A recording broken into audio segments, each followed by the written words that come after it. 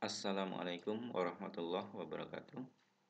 Selamat bergabung di channel video pembelajaran saya, di mana pada video ini saya akan membahas salah satu materi perkuliahan yang ada di dalam jurusan Sistem Informasi STMIK Tri Gunadarma, yaitu tentang sistem pendukung keputusan. Dan video pertama ini saya akan menjelaskan pengantar dari sistem pendukung keputusan, di mana di dalamnya nanti saya akan memberikan penjelasan singkat terkait konsep dari sistem pendukung keputusan, definisi, selanjutnya karakteristik, tujuan dan manfaat dari sistem pendukung keputusan, dan juga elemen-elemen apa yang terdapat di dalam sistem pendukung keputusan. Baik, langsung saja konsep sistem pendukung keputusan. Sistem merupakan kumpulan sub-subsistem ataupun elemen yang saling berkorelasi satu dengan yang lainnya untuk mencapai tujuan tertentu. Sistem pendukung keputusan dapat diartikan sebagai suatu sistem yang dirancang dan digunakan untuk mendukung manajemen di dalam pengambilan keputusan. Konsep sistem pendukung keputusan pertama kali diungkapkan pada tahun 1971 oleh Michael Scott Morton dengan istilah manajemen decision system. Kemudian sejumlah perusahaan, lembaga penelitian, dan perguruan tinggi mulai melakukan penelitian dan membangun sistem pendukung keputusan. Sehingga dari produksi yang dihasilkan dapat disimpulkan bahwa sistem ini ataupun sistem pendukung keputusan ini merupakan suatu sistem berbasis komputer yang ditujukan untuk membantu pengambilan keputusan dalam memanfaatkan data dan model tertentu untuk memecahkan berbagai persoalan yang terstruktur, semi terstruktur, ataupun persoalan tidak terstruktur. Adapun definisi dari sistem pendukung keputusan, menurut Little pada tahun 2004, beliau mengungkapkan sistem pendukung keputusan adalah sistem informasi berbasis komputer yang menghasilkan berbagai alternatif keputusan untuk membantu manajemen dalam menangani berbagai permasalahan yang terstruktur ataupun tidak terstruktur dengan menggunakan data dan model. Nah, di sini saya akan memberikan penjelasan tentang perbedaan antara permasalahan terstruktur dan tidak terstruktur. Di antara perbedaan antara permasalahan terstruktur dan tidak terstruktur adalah permasalahan terstruktur yaitu permasalahan yang sering ataupun selalu terjadi, ya, bisa berulang atau permasalahan tersebut selalu berulang. Kemudian untuk permasalahan terstruktur terdapat model yang digunakan untuk memecahkannya atau sudah memiliki model untuk pemecahan permasalahan tersebut. Selanjutnya, pada permasalahan terstruktur, kebijakan ataupun keputusan yang dapat diambil itu sudah dibuat atau sudah dapat dibuat, ya. Jadi kebijakan itu sudah ada, ya. Nah, sedangkan untuk permasalahan tidak terstruktur itu kebalikannya, ya, di mana di sini permasalahan itu terjadinya tidak berulang, ya, atau hanya sesekali, ya. Kemudian untuk permasalahan tidak terstruktur, model yang digunakan untuk memecahkan masalah tersebut itu belum ada. Sehingga pada permasalahan tidak terstruktur, kebijakan yang bisa digunakan itu belum dapat tercipta atau belum bisa dilakukan, ya, untuk kebijakannya. Baik, itu sekilas tentang perbedaan antara permasalahan terstruktur ataupun tidak terstruktur, yaitu pada poin terjadinya, permasalahan terstruktur dapat terjadi berulang-ulang atau terjadi berulang-ulang, sedangkan tidak terstruktur itu tidak berulang. Kemudian untuk model yang dapat memecahkannya, ya, atau model pemecahan masalahnya.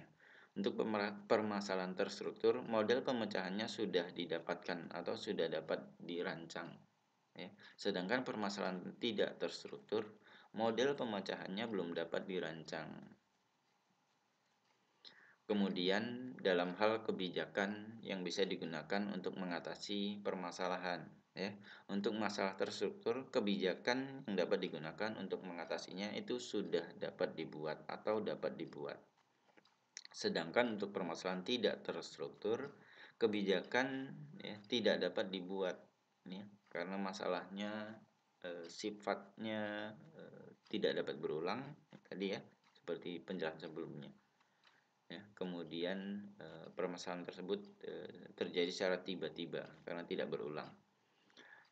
Baik, selanjutnya keberadaan SPK pada perusahaan ataupun organisasi bukan untuk menggantikan tugas-tugas pengambil keputusan, tetapi merupakan sarana yang membantu bagi mereka dalam pengambilan keputusan.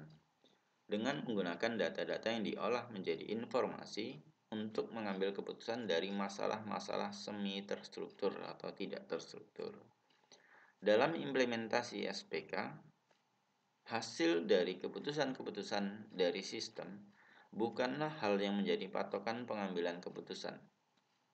Pengambilan keputusan tetap berada pada pengambil keputusan itu sendiri.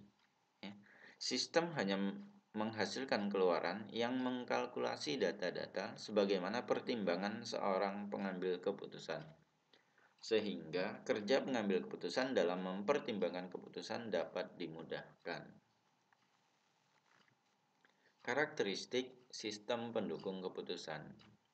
Ada 4 karakteristik dari sistem pendukung keputusan.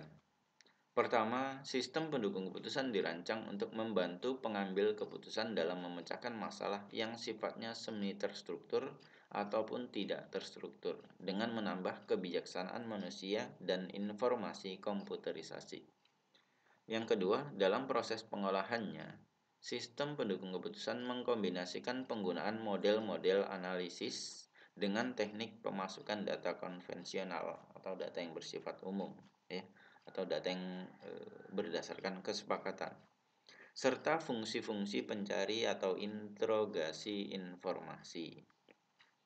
Yang ketiga, sistem pendukung keputusan dirancang sedemikian rupa sehingga dapat digunakan ataupun dioperasikan dengan mudah.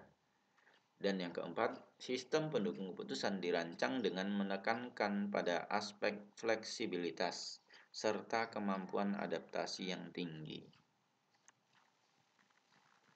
Tujuan dan manfaat dari sistem pendukung keputusan. Adapun tujuan dari sistem pendukung keputusan diantaranya pertama, membantu manajer membuat keputusan untuk memecahkan masalah semi terstruktur. Yang kedua, mendukung penilaian manajer, bukan mencoba untuk menggantikannya, sifatnya hanya mendukung. Kemudian yang ketiga, meningkatkan efektivitas pengambilan keputusan manajer daripada efisiensinya. Nah, adapun manfaat dari sistem pendukung keputusan, diantaranya sistem pendukung keputusan memperluas kemampuan pengambil keputusan dalam memproses data atau informasi. Yang kedua, sistem pendukung keputusan membantu pengambil keputusan untuk memecahkan masalah, terutama berbagai masalah yang sangat kompleks dan tidak terstruktur. Yang ketiga, sistem pendukung keputusan dapat menghasilkan solusi dengan lebih cepat serta hasilnya dapat diandalkan. Arsitektur dari sistem pendukung keputusan. Adapun arsitektur dari sistem pendukung keputusan, sistem pendukung keputusan dibangun dengan 3 tahap, yaitu intelligence, design, dan choice, di mana ketiga tahap inilah yang mendukung untuk proses ataupun untuk pembuatan sistem pendukung keputusan. Adapun tahap intelligence, nah ini membutuhkan disiplin ilmu sistem informasi manajemen. Sedangkan pada tahap choice ataupun pemilihan, maka ini membutuhkan disiplin ilmu yaitu ilmu manajemen. Kemudian pada tahapan terakhir, setelah 3 tahap dari sistem pendukung keputusan, hasil akhir dari 3 tahap sistem pendukung keputusan tersebut adalah implementasi ataupun penerapan dari sistem pendukung keputusannya. Nah, dari arsitektur sistem pendukung keputusan yang sudah digambarkan sebelumnya, maka fase-fase ataupun tahapan-tahapan proses pengambilan keputusan tadi di dalam sistem pendukung keputusan ada 3, tahap intelligence, design, dan choice. Untuk tahap intelijen itu sendiri, ya, tahap ini merupakan proses penelusuran dan pendeteksian dari ruang lingkup problematika secara proses pengenalan masalah. Data masukan diperoleh, diproses, dan diuji dalam rangka mengidentifikasi masalah.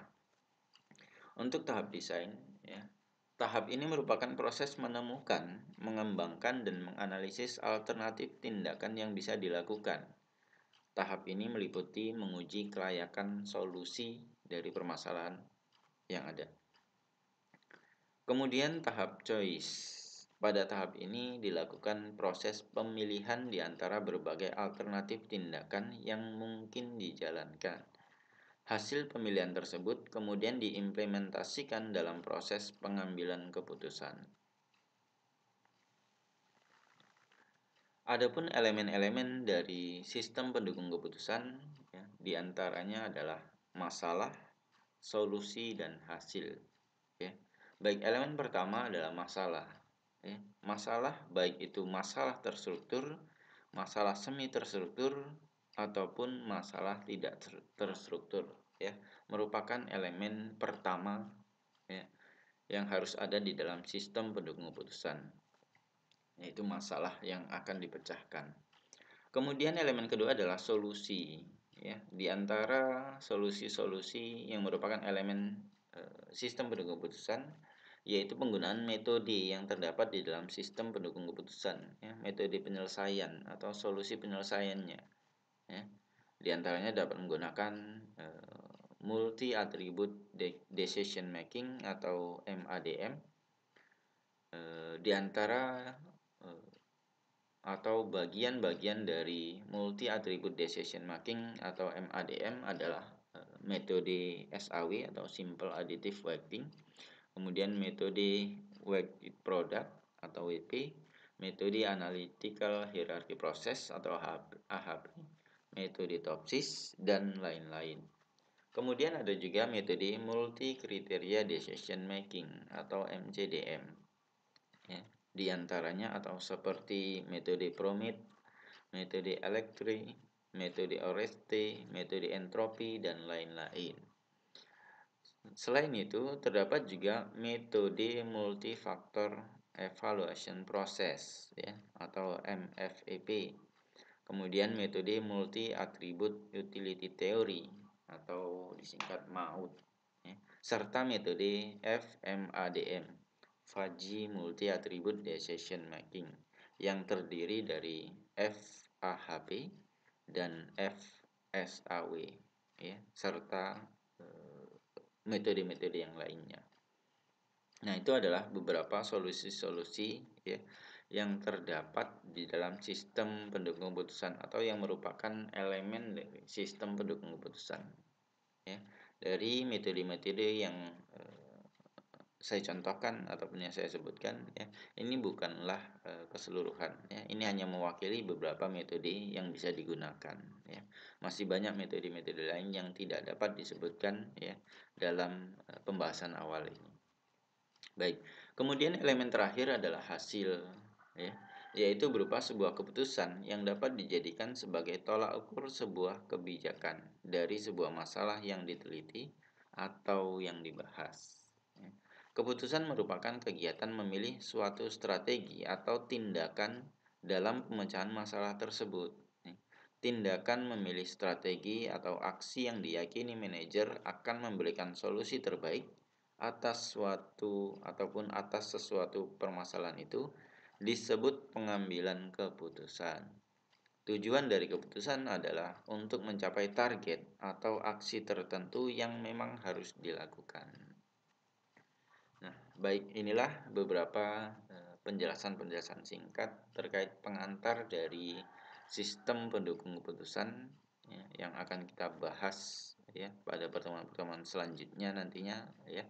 Kita bahas lebih jauh tentang penggunaan metode-metode yang ada ataupun yang digunakan sebagai solusi, ya, di dalam pemecahan masalah pada sistem pendukung keputusan, ya. Baik, mungkin untuk pertemuan awal, ya, hanya ini saja yang dapat saya jelaskan di dalam pengantar sistem pendukung keputusan. Saya cukupkan. Terima kasih. Assalamualaikum warahmatullahi wabarakatuh.